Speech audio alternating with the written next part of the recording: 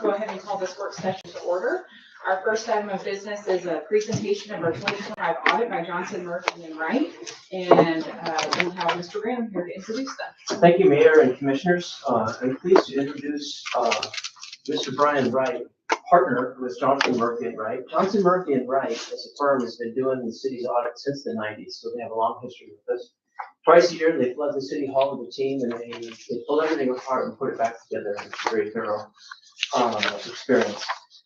Before we get started, I just want to say fully and without any hesitation that the audit finding that this audit report reveals is my responsibility. And I just want to make that clear at the outset. And now I will introduce partner Brian Wright. Brian specializes in governmental and not-for-profit audit sectors. Since 1987, he has been extensively involved in consulting and auditing for government and not-for-profit entities, adhering to the Uniform Guidance and the Single Audit Act. Brian is also distinguished by his certificate of educational achievement in government and not-for-profit accounting and auditing from the American Institute of Certified Public Accountants. He is licensed in both Tennessee and Georgia and is an active member of the American Institute of Certified Public Accountants and the Tennessee Society of Certified Public Accountants. He earned his BBA from Middle Tennessee State University in 1983, and he is a certified public accountant. Beyond his professional achievements, Brian serves as a deacon in his church, and he and his wife Lisa are proud parents to 3 children. I'm pleased to introduce partner Brian Wright. Welcome, Mr. Wright. Wow, I never had such an introduction. Somebody say something about an award? Yeah, you earned it for sure. All right. I think you all have a copy of the lavender version of our audit report. Let's start on page 23.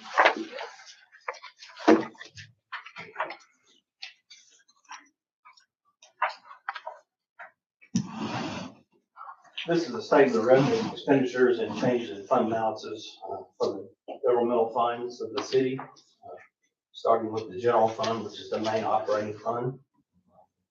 General fund had total revenues of $11,676,000. Total expenditures of $12,647,000. We had some proceeds from debt issuance of $100,000, which leaves, start right up from the bottom there, net change in fund balances or a net loss of $871,045. In that number, I guess you could say we spent a lot of fund balance this year. We did a lot of good things. If you look up 4 or 5 lines, there's a highlighted bold line that says capital outlay. We spent almost $2 million this year in capital improvements. Just a quick rundown. We did over $450,000 in fire and police equipment. We did over $480,000 in public works improvements. We did a lot of sidewalks, signalization, dog park fence, community center bathroom. So we did a lot of improvements that visually help the citizens. And we also did, what you can't see, but it is a big help. We spent almost $1 million in still spending ARPA money. So we spent another $1 million in ARPA funds for facilities and drain improvements, which is not pretty, but it has to be done. And we got the grant money to do it. So if you look at the next fund over, it's our solid waste fund. We had total revenues of $1,051,000, total expenditures of $1,700,000, which left a net change in fund balance or a net loss of $656,000. But in that $656,000 of fund balance we spent, we brought 2 new trucks for almost $500,000. So even though we overspent or overspent, we spent some fund balance on hand. We've done a lot of good improvements for the city and for the citizens. The last column there is other governmental funds, which actually, you can see a breakdown in just a minute further in, but that's actually made up of the State Street Aid Fund, the Drug Fund, and the Impound Fund. Those three funds together had income of $547,000, expenditures of $409,000, which left in the excess of revenues over expenditures or net income of $137,000. So, that's the recap there of our governmental funds. You turn a little bit further in, page 37.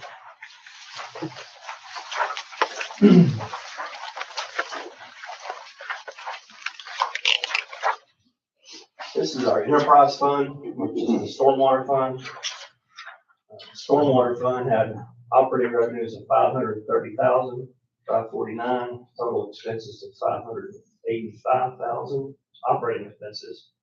We had non-operating revenues of $25,688. So our stormwater fund just about broke even. We came in with a loss of $29,757. So we got that close. So that's the way that fund came out. If you look at page 69,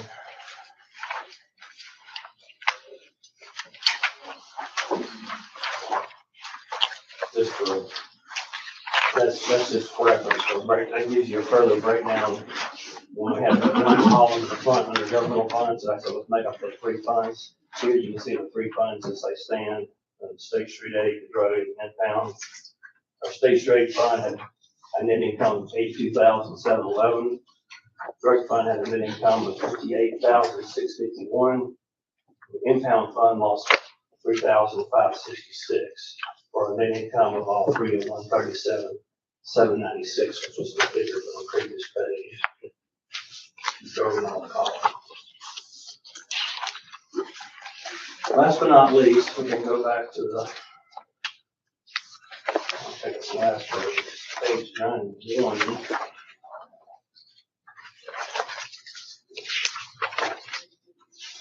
Pretty close to that. This is our schedule of findings and question calls for the city for the year ending June 30th, 2025. The opinion we issued on this report is an unmodified opinion, which is the best you could get. That means we didn't find any material errors or irregularities to cause us to make a qualification or to modify our opinion. The internal controls over financial reporting, material weaknesses identified, none.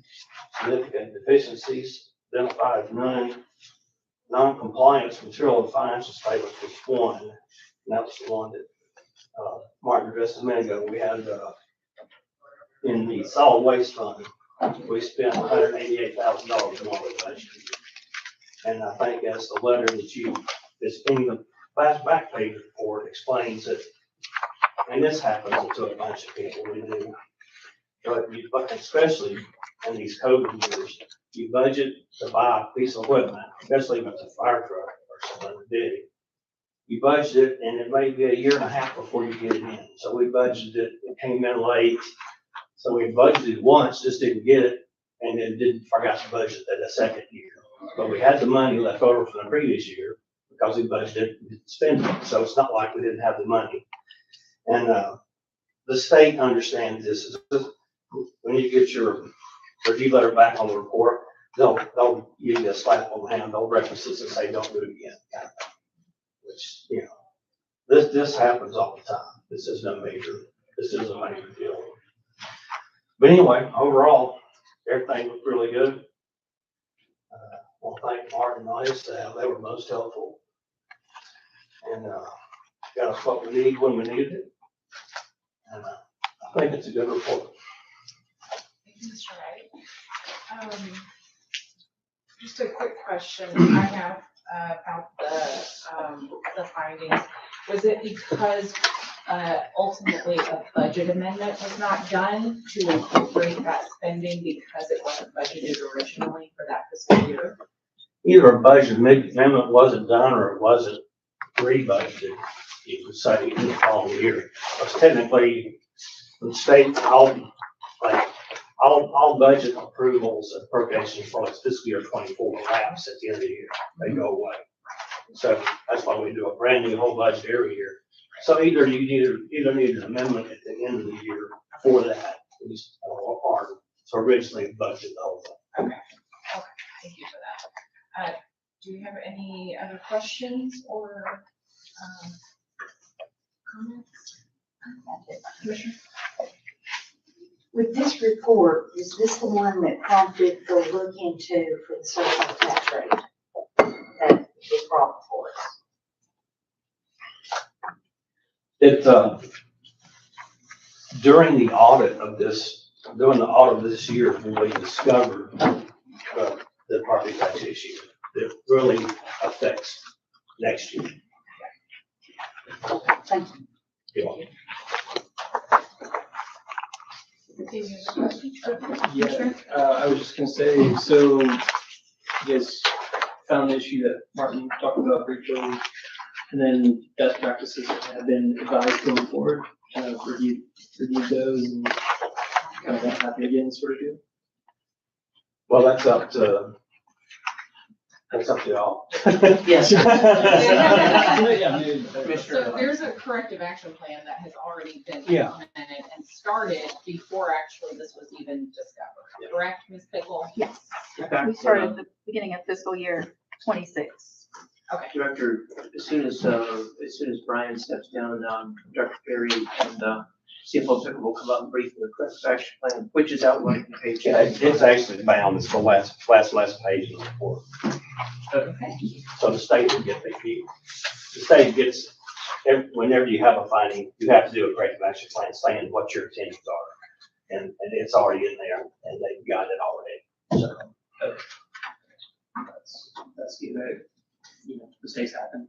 oh yeah, I would just wait going forward. but believe me, they've seen it before. They've from several of the cities that we do. It just, and the weird thing about that is it could have just been $1. And we would have to take the same thing. Mhm. It's just, it says every and each dollar has to be appropriated in the state law. So yeah, it's really not gonna be a big deal with that. Thank you. Commissioner, did you have another question? Okay, thank you. Commissioner Holmes, any question? Okay, thank you, Ms. Wright. Yeah, thank y'all so Appreciate much. y'all being here and thank you for all the work that you've done with us for decades. We, Especially this year. we enjoy working with y'all and, we're just a couple miles up the road. So if you got any questions, don't hesitate to call.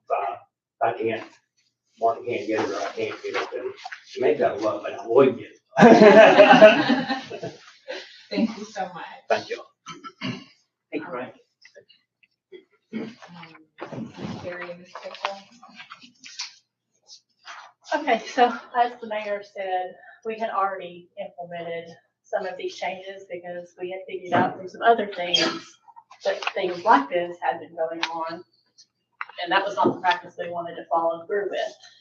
So what we discovered was the carpenter, the vacuum truck, it had been budgeted in 2023, but it didn't come into 2025. So it hadn't been rebudgeted, and all of this occurred during a time when we were in that transition. So we didn't realize it hadn't been budgeted. So we didn't know we needed to do an amendment. Well, going forward, we're gonna have a whole lot more hands-on approach to the budget and any large purchases like this. So we're gonna know if it has been budgeted or if we have to do an amendment. As Brian said, the funds were available in solid waste funds because what you don't spend just rolls back over. So all we did wrong was just didn't appropriate the money again. Same thing. I mean, I can just read that. So we implemented the procedures to process the quarterly budget amendments, which you guys have been seeing as we have gone along. And that was something that we decided that we would do previous to the beginning of this fiscal year. So we had already implemented that. The budgeting practice that she was just actually talking about is making sure that at the beginning of the year, so we're not going to do the rollover POs like previously had been the practice. So we decided that we're not going to do that anymore either. It's just not as easy to keep up with things. So it's going to be the department head's responsibility to put that in the new budget that's coming up each year going forward. And we had done that, this year as well.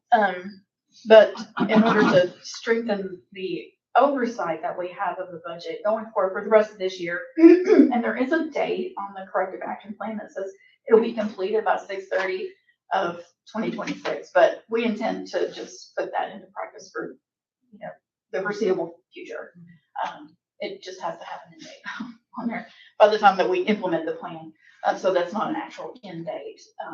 But we're planning to do quarterly budget meetings with the department heads and the supervisors of those departments and funds. And so we have some scheduled for next week, and then they'll be again in April. So. Any questions about the corrective action plan? Okay. Thank you very much. All right, moving on to our next item of business, our monthly financial update with Ms. Pickle.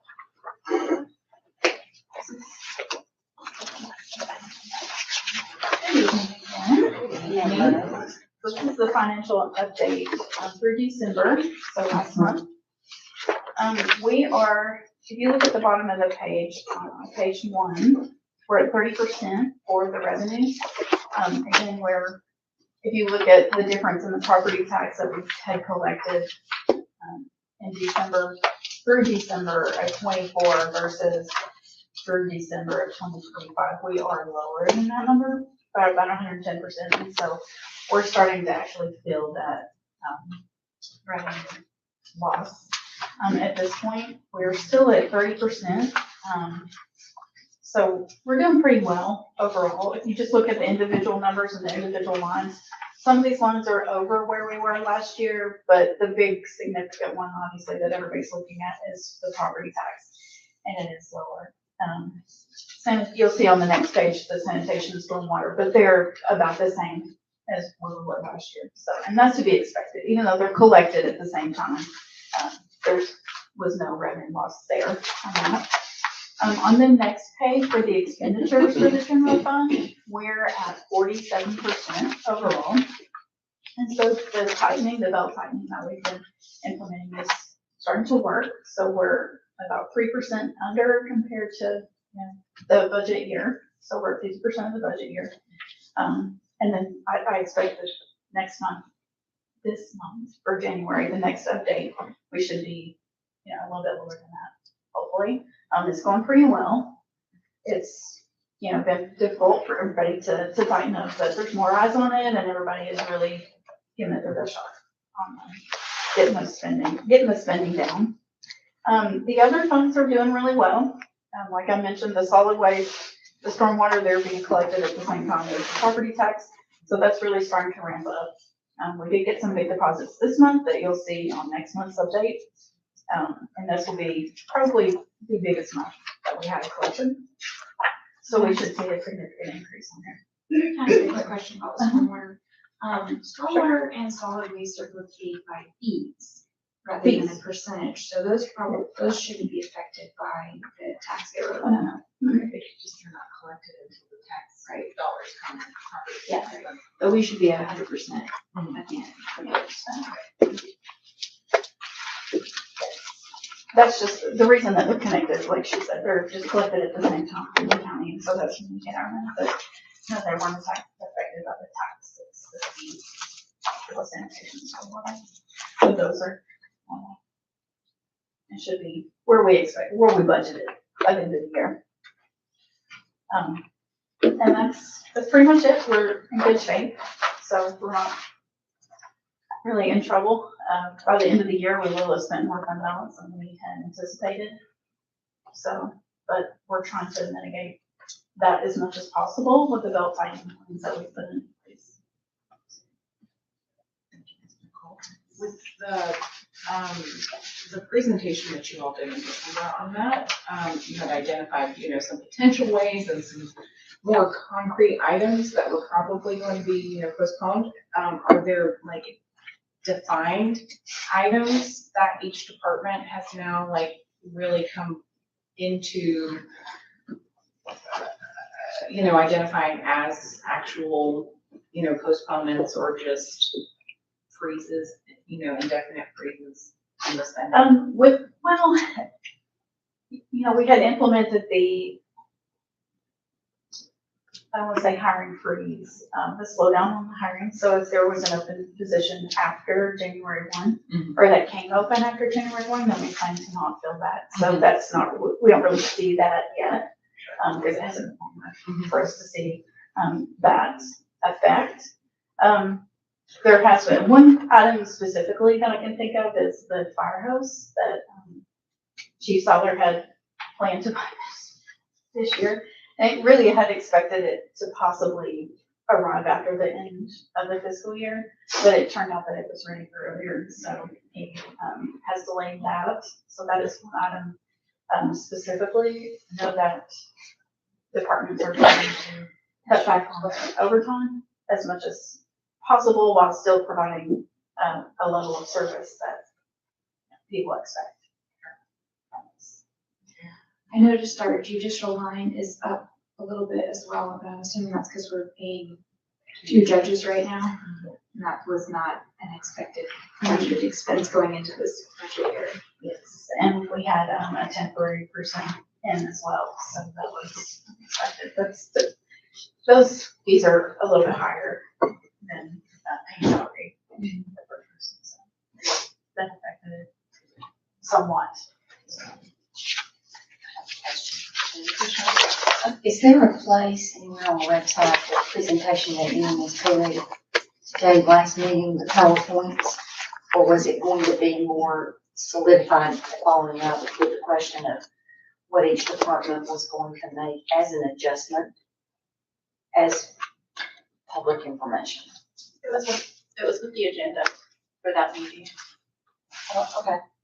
What I hear is maybe we should come back in next commission meeting with a wrap up, with a follow up to that, and we'll do that, because there are a number of things that are really more strategic than this fiscal year, with an eye on the impact of the fund balance. So, for example, this evening we're notifying that we're withdrawing from the Small Cities Coalition, and that was informed by that belt tightening effort, and also a resequencing of some of the investments we're going to make in project parks. So those are really viewed with an eye for minimizing impact of fund balance in a long-term way, not necessarily belt tightening this fiscal year, but it plays into that, being very strategic about what we expect the fund balance to do versus what we budget for and execute in the budget. So I think what I hear is a call for a more formal update along those lines. We can do that. Any other questions? Okay, thank you, Ms. Pickle. Moving on to item 3, traffic safety improvement plans for Ashland Terrace and Morrison Springs. Further discussion. Chief Seymour and Director. Not that I don't like y'all, I'm just saying screen better if I see your face back, I will get it.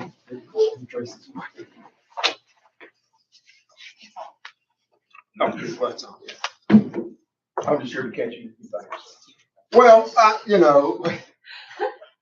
so Director Tate presented some traffic reports plans that he had received back and all that. So we'll all do the presentation tonight and all that. Well, which that means, and I didn't realize at the time, that I'm probably going to do the majority of the talking. But he'll jump in there for sure, I'm sure, because neither one of us are afraid to talk by any means. But speak to yourself. Speak to yourself. That's right. So tonight we just got just kind of more informative process tonight. Just kind of let you know about some traffic safety plans that we have for some of our roadways.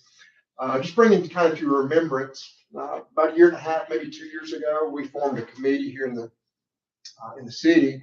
We named it Transportation Safety Committee. We said traffic safety, and it's primarily related to traffic, but it also has to do with other modes of transportation and all. So we have members from Public Works, Police Department, Engineer, Planner that all sit on this. We meet probably maybe every couple of months. So as time's gone by, we've looked at some plans that have been done and have met and talked about it at the committee. And so we had kind of some recommendations that we're going to be bringing back to you at later times. So this slide kind of talks, just bring back to your remembrance as far as the commission mission statement. City of Red Bank is a safe and thriving community with engaging, transparent government.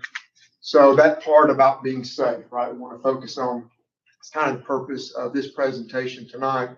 And the 2025 commission goal, one of those was create priorities for safe streets, curtailing speeding, enhancing pedestrian walkability, and protect our cycling routes as well. So kind of in that mind, and I mentioned to you about the committee. So prior to the committee's development, we noticed kind of some speeding issues. And that's one of the things the committee looks at is we get a lot of complaints. Well, when we do get complaints about speeding or traffic volume or flow or whatnot, so we kind of meet and take that under advisement and try to decide what's the best course of action, right? Do we do education? Do we do a study? Do we put a sign out? Do we do enforcement? So the committee kind of looks at that. We kind of have a process that we go through. So several years ago, we just noticed that our crashes have been increasing, like on Ashland Terrace, and getting a little more speeding complaints up there and on Morrison Springs. So we met, and during that time, we decided to do some more studies. So that's kind of where we're at tonight, to kind of talk to you about that. So the first kind of area that I wanted to talk to you about was the Ashland Terrace, Dayton Boulevard area. We have several things going on there, but we were looking at this because of the traffic safety in that area, and it's very heavily traveled, as we'll see, and kind of bring some things to remembrance as well. Also, they have a school there now, so we have to address and make it obviously safe for the school that's there. And then, of course, there's traffic flow, speed regulations, roadway designs. That's kind of our purpose of looking at this. So Director Tate, I know before he talked about, kind of presented an overview of one of the studies that was done in that area, and just kind of bringing a little bit of that data back. We have approximately 18,000, a little under on average, cars that come through Ashland Terrace each day. Some days it had about 18,000, some days it had 20,000. It just kind of can depend on the day, you know, but average, it averaged about 17,604 on there. That's a lot of cars, a lot of vehicles for sure. In that kind of the same study, what they determined is, now currently the speed limit is designated as 25 miles an hour on that stretch. But what I wanted to kind of put on there is 8 to 10% of the traffic was traveling over 41 miles an hour. So obviously there's a percentage that was a little less than that, but I didn't put the 25 on there for a reason, and we'll get to that here in a second. That was just over 41. That doesn't, That isn't 41 was the mark. That don't include the ones that were doing 62. Right. That was just over 41. But 10% of that traffic was doing that for sure. So heavily traveled road, obviously speeding. That roadway has kind of a unique, you can see kind of here on this picture, just with the way the curves go. It's very difficult to get in there and do enforcement action. But the other thing that was kind of concerning is we noticed that, you know, crashes have increased there. We went from years ago, we would have about 15 to 20 crashes per year. Now we're seeing 40 and 45 crashes per year. Just in 2025, we had 44, and 9 of those being injury crashes. Years ago, we did have a fatality crash over there, but What's the time interval on that increase? Do you know? So, assume 40, 45 per year is like last year. no, the 40, 45's been like in the last 3 to 5 years. Okay. And when, at what time period was it just 15 to 20? It was longer. It was kind of longer than that. It was, I think we went back like 5 to 10 years, 5 or 10 kind of get years? that number Okay. right. We just kind of spot checked a few of the years. I didn't run that on each individual year. We just kind of spot checked it every couple of years. Greg, did you have something? No. Okay. You sure?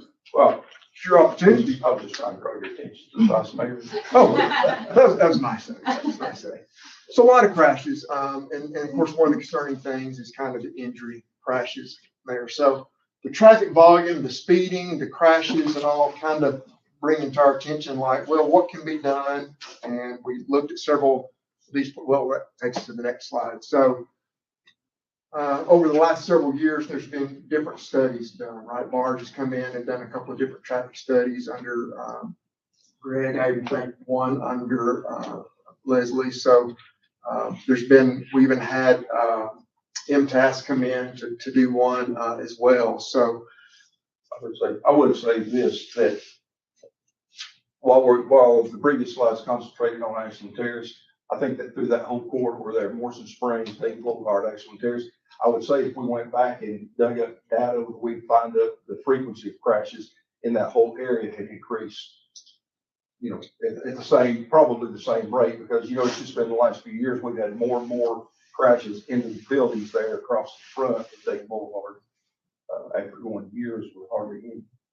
that's true. Yeah, when we first started looking at this, we really were just kind of looking there on that part of Ashland Terrace as well. I didn't really, it takes into account the intersection a little bit there at Ashland and Dayton, but it depends on how it's classified on the crash records on what the roadway, whether it's designated as Ashland Terrace or Dayton Boulevard, whether they've been included in these numbers.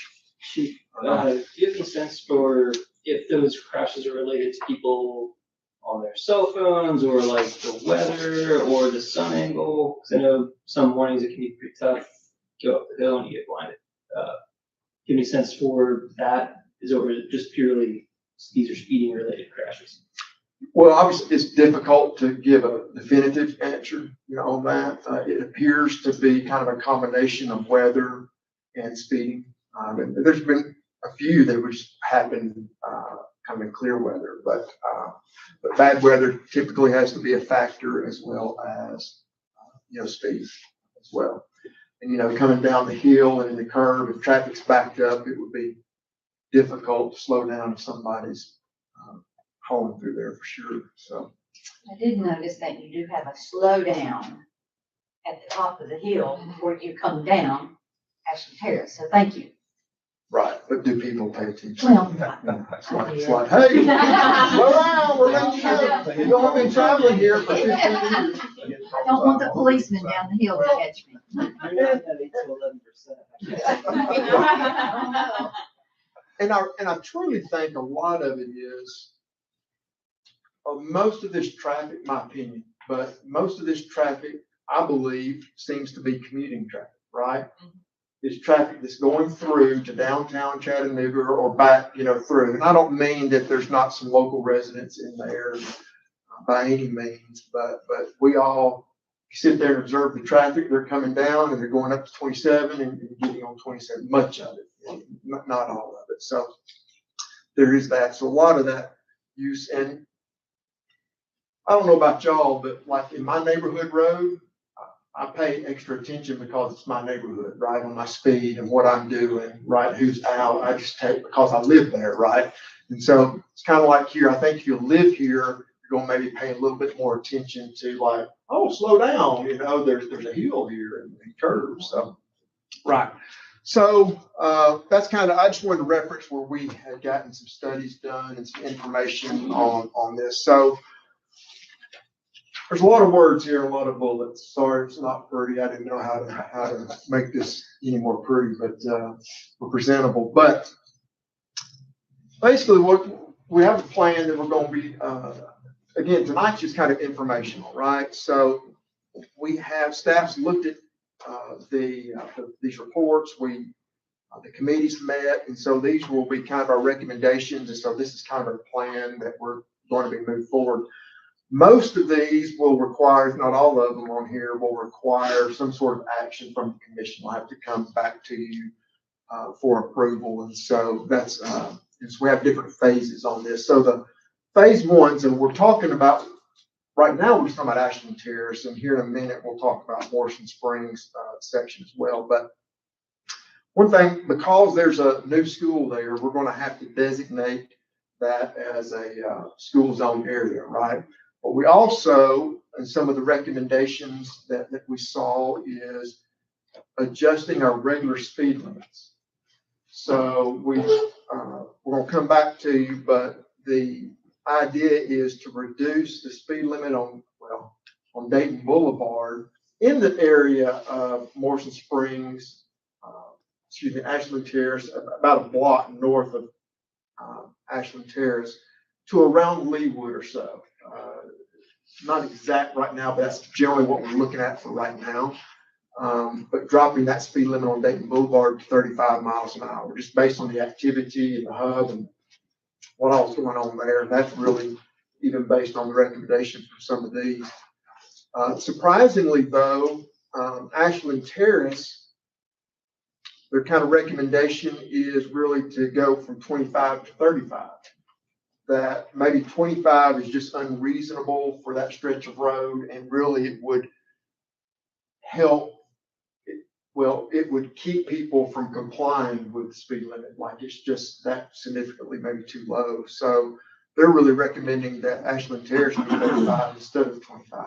And if people abide by the speed limit 35, then that should be good. So that's kind of when I say in the vicinity of the school, I'm talking about Dayton Boulevard. We're not talking about all of Dayton Boulevard right now. We're just talking about our main kind of downtown general area. The next point there is the school zone speed limit. So we'll come back, and the recommendation there is enact a 25 mile an hour school zone speed limit for school zone drop off and pick up, 25 miles an hour on Dayton Boulevard and Ashland Terrace in that area, kind of adjacent to the school. The 25 zone would not go all the way down to Leewood, though. It would be closer. The 2-lane roads like Tacoma, Bank Street, Lawton would be the 15 miles an hour right around that school. The good thing is, as far as costs and what's all this signage and changing of the speed limits going to cost, there's already funding that's been budgeted in that. And I don't, Greg, if you have any. But for the Ashland Terrace School Zone, we have the digital signs in our possession. The next thing will be coming with the speed limit adjustments. And then once we do the speed limit adjustments, then we'll be able to install those signs and activate them. And along with, just plain old metal signs on the back roads, because just because we don't have a flashing light on Tacoma Avenue, if we have the appropriate signage, it's just as legal, because we state the times that the school zone is active, and it's just as legal as having a flashing sign. We put the flashing sign up there for people who have a hard time understanding, I guess, but it is legal, and that's what we'll do. And some of the sign blanks, it's just a matter of we just get the school zone set up, get the speed limits established, and then we'll just install the rest of the signs and complete the process. And it's all within what I budgeted for this budget year, out of state 3 days. So any of this money that's coming out here has nothing to do with general fund balance. And I'm sorry. So when we're talking about like the Bank Street side streets, would it remain a 25 mile per hour during non-school hours? And then Yes. the signs will indicate 15 mile per hour during school During hours? these times, and it'll have a plaque there that has the school times. Okay, so 15 mile per hour won't be all the time. No matter. And those roads are already 25 mile an hour, so there won't be any adjustments on those other than us putting our signs out for school zones. And some of this was taken into account. One of the things they looked at with that school is traffic flow, how they drop off, pick up, students, and they really good about it. And I think even Greg went over this on his presentation. They came out and met with them, their school, to get ideas and even provide them insight on ways they can do that. Of course, they have a goal of growing the school and stuff like that. So, things might change and develop as we move forward. But so the setting of these speed zones, speed limits, and school zones will be an action for the commission. We'll have to come back to that. Next phase of our plan is the traffic enforcement technology installation. So the way that roadway is, and being in a school zone and as it's very difficult for us law enforcement, police department, to get up there and enforce the traffic safety. We try to get up there, but it's very difficult with the curves, and there's not much shoulder and things like that. So we're gonna look into the possibility of that. Phase 3 would be looking at kind of pavement quality, roadway markings and things. That's kind of to be determined when to do that. A lot of that has to do with budget. Don't want to speak for Director Tate, but I will. They're looking at some, if it's weather related, then is there some type of surfacing or temporary surfacing that instead of just doing a full repaving, is there something that we can do to put on there to help the adhesion, things like that. They did not see really a problem with drainage, so we don't believe we have that cost or anything. That's more of a public works thing by any means. Oh, and I didn't introduce Greg as this, but even though I chair this committee, I've appointed Greg as my co-chair. He didn't know. He probably did, but they just now formalized it as co-chair. I'm on Greg Tate, so congratulations on that. It's like nothing like doing it in a public setting. That's right. I can't say no.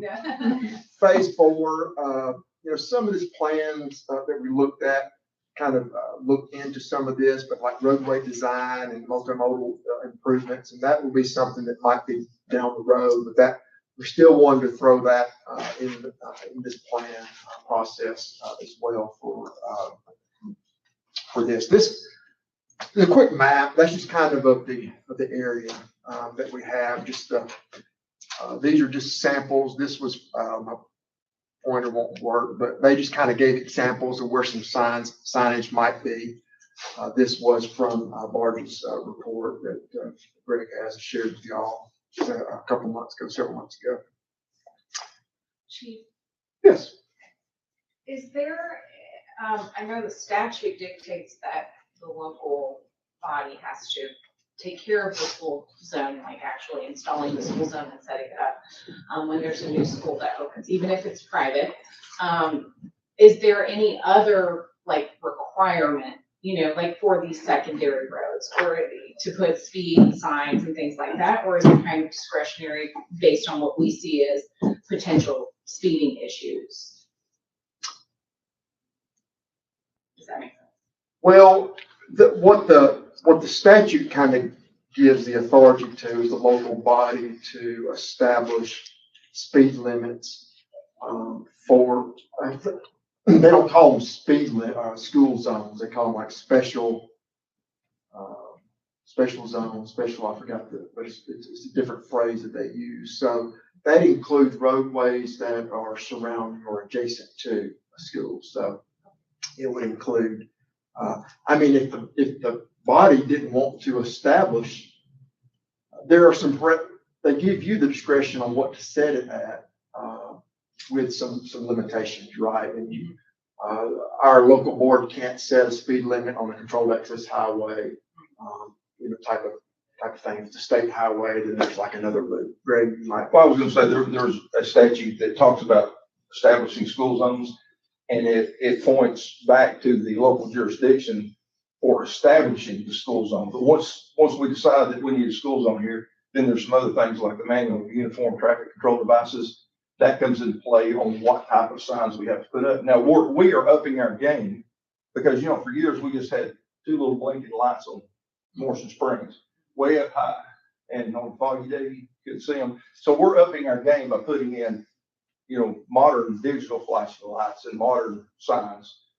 And then, of course, making sure they're the right color, they're the right size, things like that can come into play that, staff will take on that challenge to make sure that all that's right. But it will be based on Federal Highways Administration, manual of uniform traffic control devices. Thank you.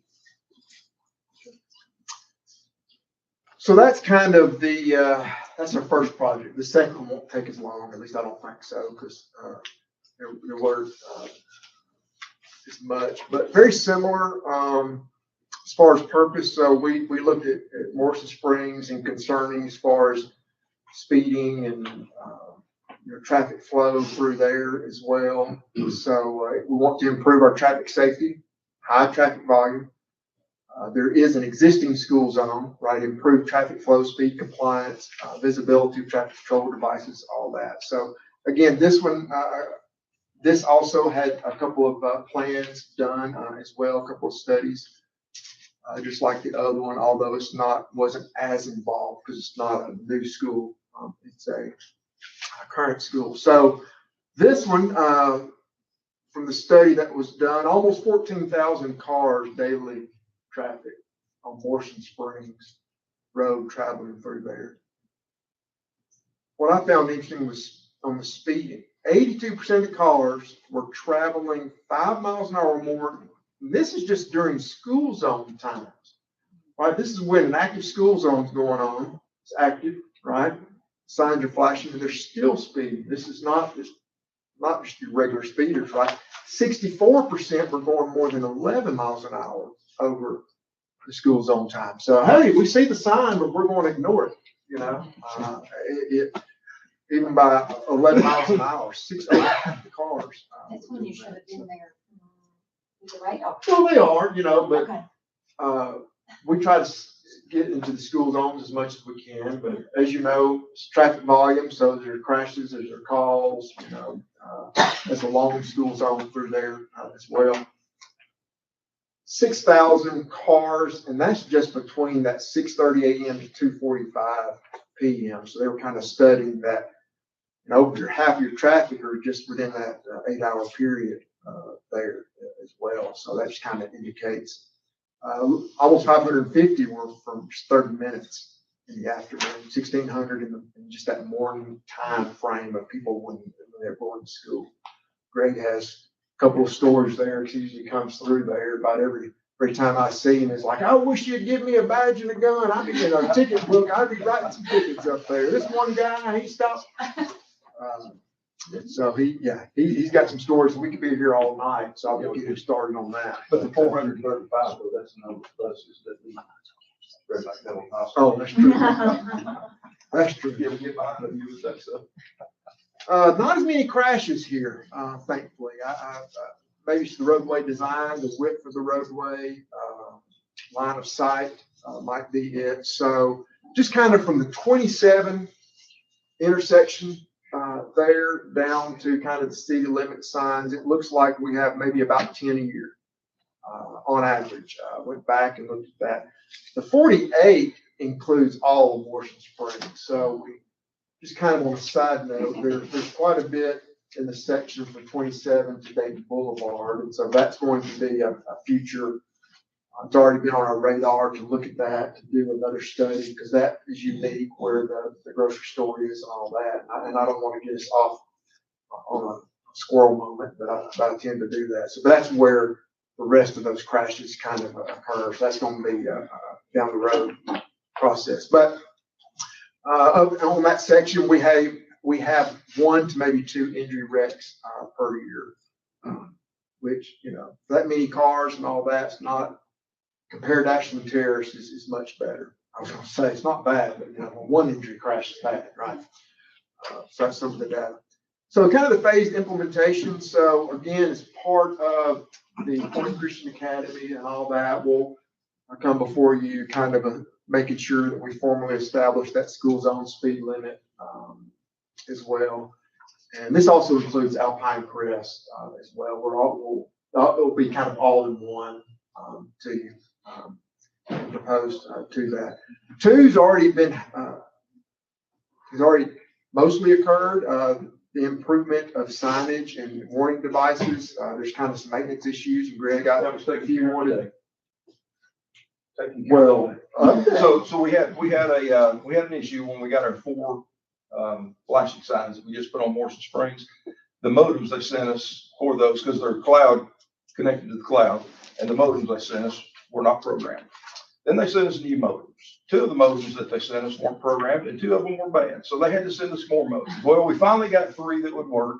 And today, Caleb notified me about 2 o'clock this afternoon that he got the last one in, and he and Justin installed it, and all 4 of them are currently working.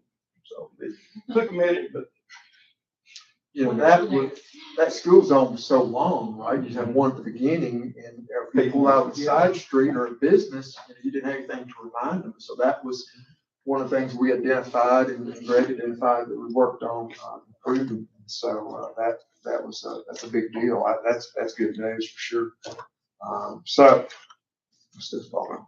So that was two. Three here again, because of the difficulty of violations and all that, is looking at some type of traffic enforcement technology for that school zone area there on Morrison Springs Road as well. Is whether we can be there, we can't be, you know, at all the school zones all the time. And so that, even from that data and what it was showing us, there's still a problem there. But if you're just not familiar with the area, this is kind of for the public. We're just the general map from the school there on Morrison Springs Road. So what are we hoping? What's our outcomes, our projected outcomes? So creating the school zone around Point Christian Academy, revising our speed limits on Dayton Boulevard and Ashland Terrace in that general area of the Point Christian Academy, establishing speed limits approved by the Board of Commissioners, overall improvement to traffic safety and pedestrian walkability, enhance traffic enforcement to improve safety and to also decrease crashes, and improve our driver awareness and compliance and enhance pedestrian safety for students and families in those areas. So, there we have it. That wasn't too terrible. I got one final thing I'd like to say. When we established the Transportation Safety Committee, we kind of pieced together, and city manager, you know, threw some ideas about who should be on it. So we compiled a team. What have we got? 10 people on it now, if everybody shows up.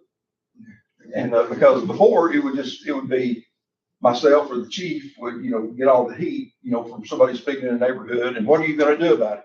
So this committee has really worked together. And then what I found out is, as we all came together, I found out that the police are working on some of the same issues that I'm working on without the knowledge of either one of us having any understanding of what the other one was doing.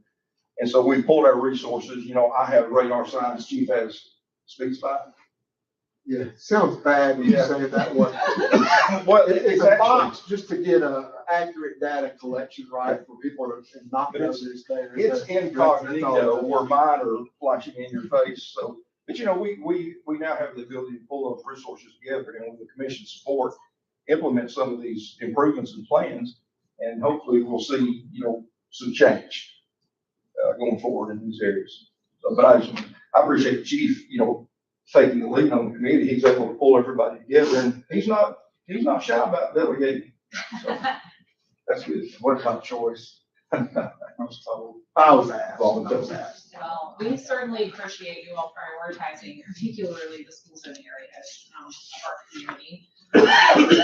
Keeping our youngest, you know, some of our most vulnerable people the safest while they're traveling to and from school. So just be looking for future presentations, maybe more detailed, more in-depth discussions if needed, and probably comes out. So this is just, again, tonight, just giving you the opportunity for us to present to you kind of our plan and didn't catch you off guard for the futures.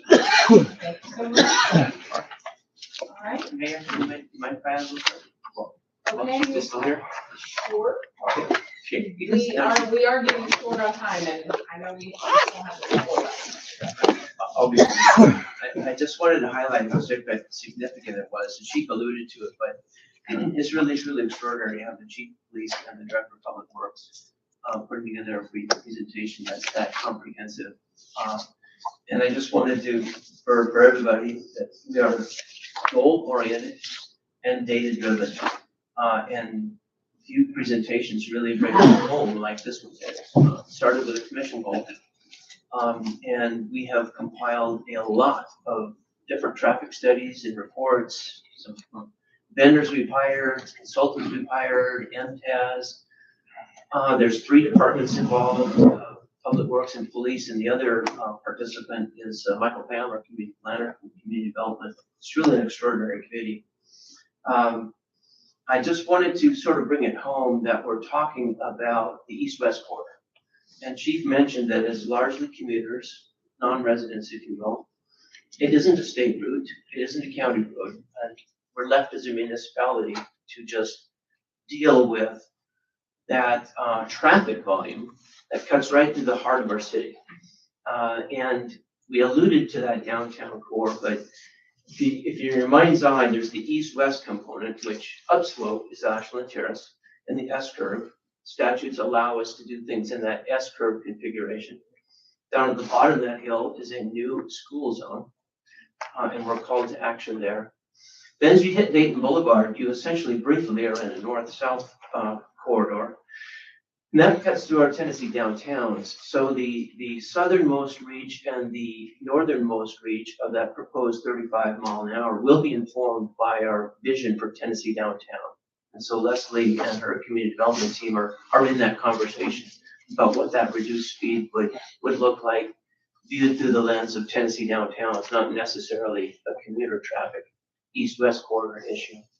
And then as you proceed west, you get into Morrison Springs. And as you can see, the data reveals there's just a propensity for speeding.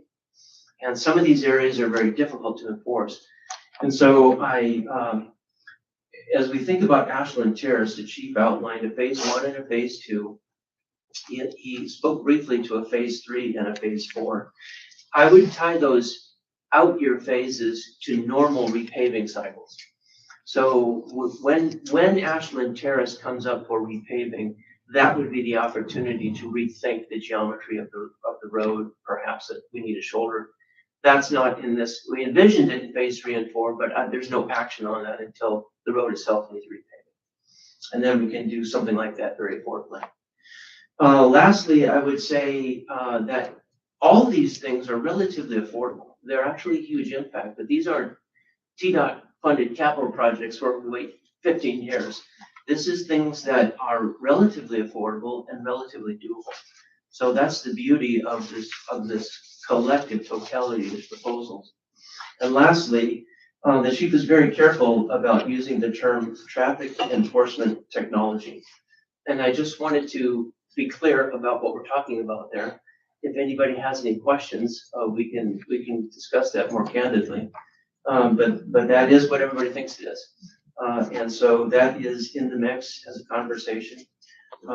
The traffic enforcement technology proposed for the S-curve would be active all the time because it's the nature of the S-curve allows it. The traffic enforcement technology that's contemplated for the school zones would only be active during the school zone times. I'm just so grateful to the chief and to the director for this pioneering work to really take on a very, very complex citywide issue, tee it up for a affordable proposal and conversation at the commission level. Thank you, Mayor. All right, next we have our Safe Streets for All presentation with Director Tate. All right, Tracy's gonna pull up some slides. I think everybody's probably seen, you probably have a copy of them. I would like to, from the Public Works Department, give an update on the Safe Streets for All grant application and recent public communications. The City of Red Bank Public Works Department is providing the update regarding its recent application for the Safe Streets for All grant and to clarify and promote recent public communications related to the project. In June 2025, the Red Bank City Commission approved Resolution 25-1805, authorizing city staff to apply for the fiscal year 2025 SS4A grant offered by the U.S. Department of Transportation. The resolution was adopted on June 17, 2025, and permitted the city to pursue federal funding for safety-focused transportation demonstration projects and acknowledged the program's required 80-20 split for cost sharing. The commission also approved the Southeast Tennessee Development Districts to prepare and submit the application on behalf of the city prior to the federal deadline. On December 30th, the City of Red Bank received an email notice indicating potential selection for SS4A funding, but is still awaiting the official announcement from the U.S. Department of Transportation. Until the DOT issues this official notification and a contract is signed and assigned a project number, the city is not authorized to begin procurement for a project manager or project consultants. Once the official announcement is received, All procurement will be conducted according to the Tennessee Department of Transportation requirements, including selection from the TDOT certified consultants list. As part of our ongoing public transparency, the city of Red Bank issued a Facebook post on January the 9th of 2026, which included several images related to potential project locations. These images, and these are the ones that Tracy has pulled up, were not meant to serve as proposed designs, conceptual renderings, or visual representation of future infrastructure. Their sole purpose was to provide residents with a general look at the locations of 6 areas referenced in the basis of Vortex quote, which is what you're looking at for Red Bank, which contains measurement estimates used strictly for preliminary cost estimation purposes during the grant application process. This Vortex is a company that worked with our partners at SETD, and they did the measurements, from their desktop mostly, just to give a representation for us to include in the grant application of what we were trying to do. The city emphasizes that no engineering, design, or project planning work has been completed at this time. And you can just kind of scroll through those, Tracy. There's a couple, probably the last 3 are different than those, and you'll see why.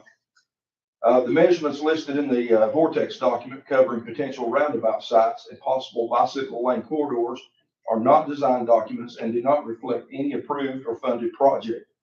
They were prepared solely to support the federal application.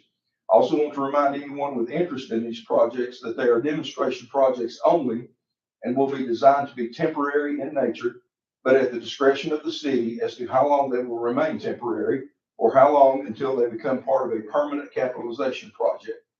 The city remains committed to transparent communications as the SS4A process continues. Additional updates will be shared with the public when other information becomes available. And the pictures that Tracy's got there, this is what Vortex does. SETD helped me look to see what kind of temporary emplacements we could come up with. And we all like this design here because they can be fabricated to fit our needs, size, shape, width. You'll notice this one here has a pedestrian crosswalk going through the center of it. And they're also designed so that if some of them get damaged, you don't have to replace the whole thing. I call them Legos because you just snap it in block in and keep on going. But this is not necessarily what we're fixed on. It was just an idea that presented itself at the time by this company called Vortex. And I'll take any questions if anybody has anything. And this document will be up on our website tomorrow as the start of a new project, SS4A project link. And this document will be up there to share with the public. I don't know if you saw it or not, but as soon as the news got out, there was like 240 Facebook posts and about 235 of them were negative. So, we just want to set the record straight. Thank you for that, Mr. Tate. I appreciate that. I would say some of those folks don't even live in Red Bank. So there's definitely that just to take into consideration. And some also, of them are probably not real. And also, this is in alignment with one of our goals, even from this year, is, looking at multimodal improvements and slowing down traffic, which has long been desired by, many of our residents for several years. So I was wondering if with the Safe Streets for All grant award, is there a time frame that was associated with that? Like once they do make contact with us and establish that, contract, was there something in the initial phase that said, once you're awarded this, you have 3 years or 2 years or something, anything like that? The original notification of funding said there was a five-year window. Okay. For us to complete the work. Okay. Once we were officially notified. Okay. And then is there the potential for if, we were to, use these demonstration projects, gather data, user experiences, figure out, okay, this works really well here, this slows down traffic. Will we just remove that infrastructure and then we would pour in, permanent infrastructure? Or is there some way that this can kind of be repurposed into permanent infrastructure? Well, the idea right now is that we install it and we use it as long as our needs allow. At any point in time, it can become a capital project and it can become hardened. But just because we come up with this width or that particular location, we might find out that crosswalk is suitable somewhere else, if that's not a good location. There is another part to the SS4A grant, and it's the implementation grant. And once we get through this, 5 years, we do some studying, we figure out what we like, what we don't like. We may decide to keep, like a bike lane is just made out of this temporary, but we want to harden the roundabouts. That'll be at our discretion. But then there is implementation money through the same program. It's just you have to do the demonstration before they give you implementation money, or you have to have proof that you've already done those studies and come to those conclusions. So would it be a new application? It would be a new process? application. Okay. Commissioner? The word demonstration really threw me off with the amount of money that it is, being a demonstration and temporary. I think running off what the mayor has spoken, it's basically 2 phases, and we decide where the locations are, or was the application Gag Road, Martin Road, those 3 specific? Those were the most practical. Okay. When we looked at it with Set D and internally, Michael and Pam had a lot of input into it, and those, and just some past conversations. And those were just the most practical locations. And then, of course, the bike lane, all of Morrison Springs is a bike lane. All the money's not going to be spent on that plastic stuff that you see there. We're going to have striping removed. We're going to have new striping put down. We're going to have to narrow some road lanes, to accommodate a bike path. It's going to have a temporary barrier to separate vehicles from bikers.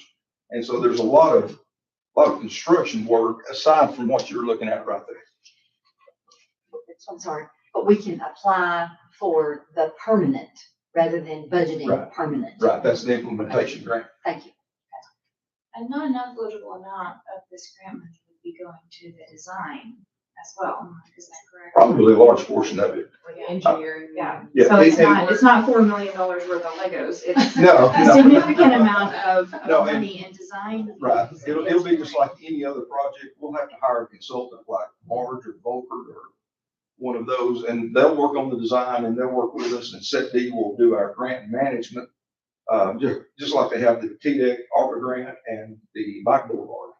Our partners at Set D are doing the grant management part, keeping us on track. This project is pretty exciting because we just talked about, the majority of the accidents on Morrison Springs are on that segment from Highway 27 to Dayton Boulevard. And that's where we're looking at reconfiguration using this grant. So we're coming in for another piece here with that. And just for clarification for the general public, there is not in any of these documents any kind of proposal of a roundabout at Morrison Springs Road. No, Ending. no, that was. I don't know where- Incorrect. I just wanted to. That was better than what I was thinking. Just for the record, just wanted to clarify that, for anybody watching, or listening. One more question I have. Is the bike lanes associated with this in conjunction with the bicycle boulevard, or they're 2? There's going to be a small piece of it that will be in conjunction with the bicycle boulevard. The most of the what we're proposing with the SS4A is Morrison Springs and Browntown North, or maybe from Gad down below Browntown, whatever the money allows us to do. And will any of it with Gad Road be a Chattanooga investment, or it's all kept in Red Bank?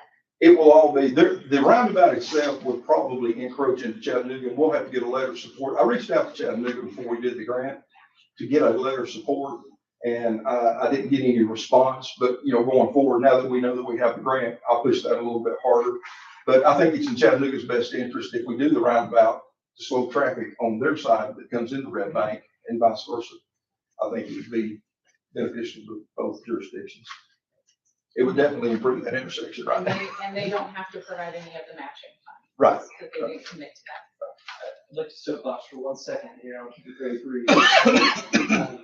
The concept of slowing traffic is not a blanket statement. I think in some instances this may speed up your travel time through that section of road. you know, you drive down Dayton Boulevard late at night, you get stopped at a red light, you sit 3 Mhm. minutes, something will just float on through. So, end of rant, thank you. Well, we're talking about removing 2 signals, so there'll be 2 less red lights on Dayton Boulevard.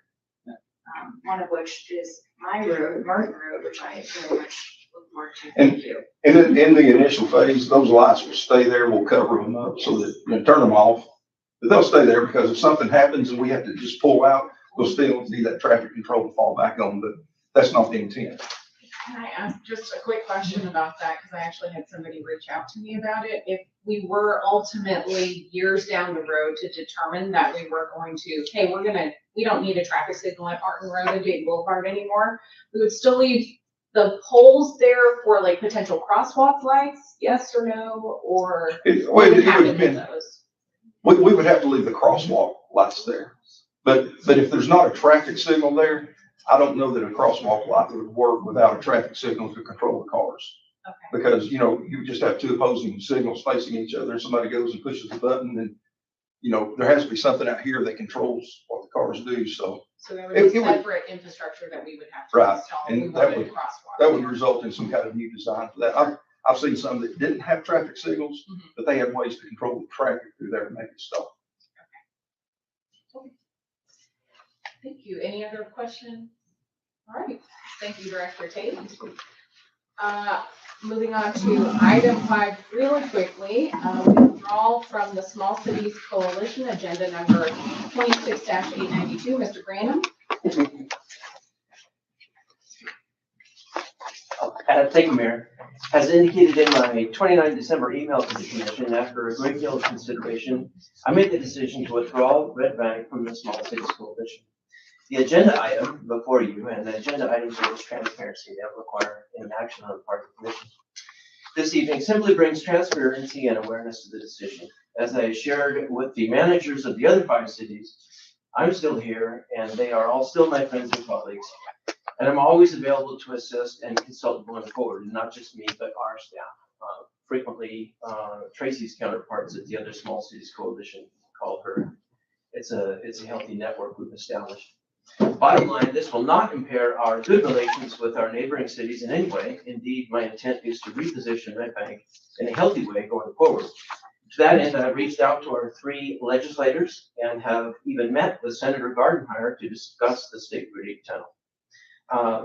Regarding press releases, we will develop a new contract for those services separately.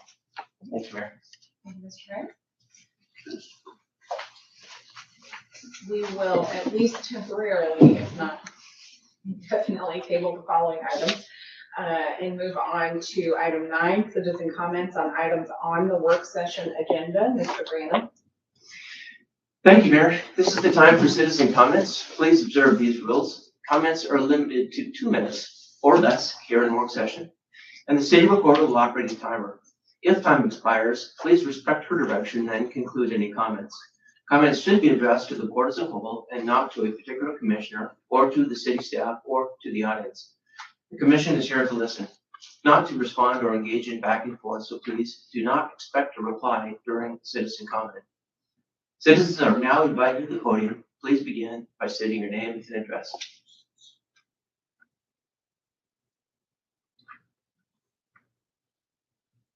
Okay.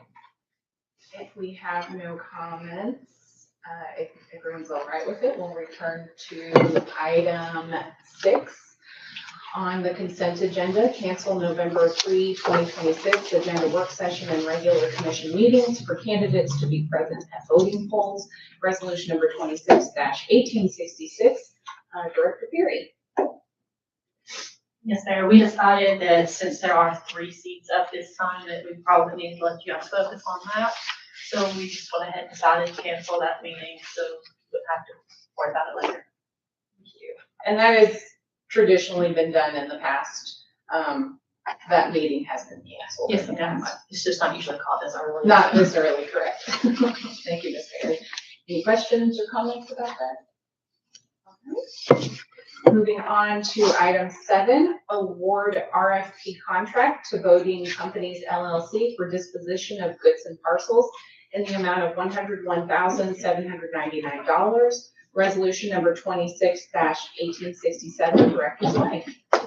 Mayor, Commission, I'm happy to push this one over to our full commission. Sure. I don't want to feel rushed to try to beat the clock, and I'm sure there'll be more questions and comments that would need to come. And so. it is on our regular It is on the agenda regular for agenda. discussion. Yes. And Mr. Boding is expected to be here. Do we know? I don't have that expectation. I think there was a conflict that was earlier identified. Okay. Does he need to be here? It's not been a requirement. Okay. Yeah. Okay. All right. Thank you, Director. Thank you.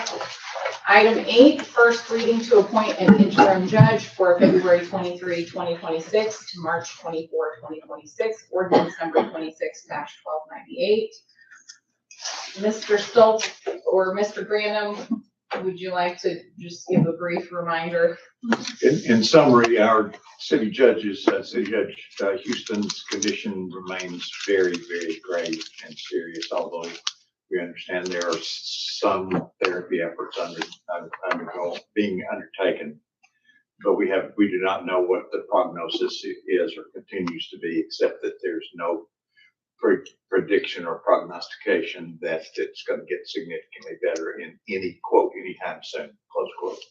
And so needing to have the city court continue to function, we are governed by charter and statutory provisions that allow us to appoint a temporary substitute. But there are time limitations, which are 30-day cycles. So with our 2 commission meetings per month, that means we necessarily have a first reading to do that and a second reading for the ensuing 30 days. And then the cycle repeats itself. And this is our second cycle.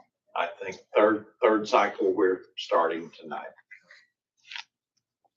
Thank you, Mr. Stoltz. Any questions about that? If not, we'll move on to our last item, 10, any other business to discuss? I do have a question. Is the withdrawal of the Small Cities Coalition strictly financial? No, ma'am, there's been a lot of going on. There's been churn at the city manager level. The host city is Collegeville. The shared employee is an employee of Collegeville. The city manager of Collegeville turned over, and that created a lot of churn, and there was discussion about, thank you. There was a lot of discussion about the shared employee. And the shared employee had been heavily used by Red Bank and greatly appreciated. So the rethinking of that on the part of the Small Cities Coalition somewhat threw a monkey wrench in how effectively we used her. So the decision was that was a part of the discussion, was separating from the Small Cities Coalition and initiating our own contract with the communications specialist. And that's the person that we all know and love and has done just a tremendous amount of good work for us over the years. On a secondary note, the need to initiate legislative liaison. We had always expected the Small Cities Coalition would do that. I think it's time that we did that ourselves.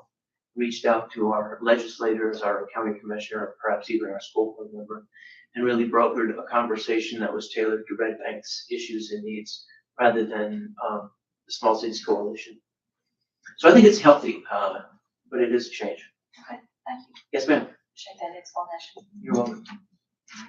Any other business to discuss? All right, if not, we will go ahead and adjourn our work session and return at 6 o'clock for our regular meeting.